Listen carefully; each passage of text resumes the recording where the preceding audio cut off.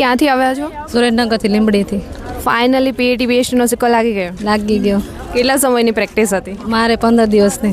15 દિવસની જ પ્રેક્ટિસ છે? 15 દિવસની જ તે.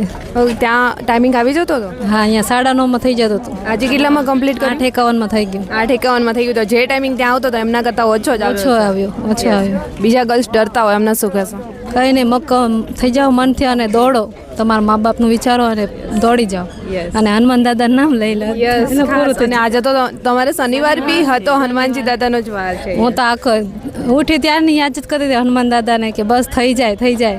તમે આજે નસીબદાર છો, નહીં પવન નહીં ઠંડી. નસીબદાર હાર્ડ ન પડે. હા, હાર્ડ ન પડ્યો, પાસ થઈ ગઈ. કેવું લાગે છે આજે તમારા નણંદ જોડે આવ્યા છો અને ગ્રાઉન્ડ પાસ કર્યું છે? મને બહુ આનંદ થાય છે. મારા નણંદે પાસ કરી દીધું ને તો બસ. કેટલા વાગ્યાના અહીંયા રાહ જોતા હતા? હું તો 5 વાગે અંદર ગયા ત્યાંની રાહ જોઉં છું. આમ સામે જ ઊભી છું. આમ એક્સાઇટેડ જલ્દી પાસ ગયા. હું ઊભી રહીને થાકી ગઈ. મોસ્ટ ઓફ વાલીઓ યસ બહાર રાહ જોઈને થાકી થાકી ગઈ. બહાર આવે જે ગ્રાઉન્ડ પાસ કરવા ગયા છે ને વધારે હું ખુશ છું. વાલીઓને વધારે હા, હું વધારે ખુશ છું એમને કરતા વધારે કે સારું એમને પાસ કરી દીધું. લેખિતમાં પાસ થઈ જાય. હું એમને પોલીસ બનવા જોવા માંગુ છું. શ્યોર થઈ જશે.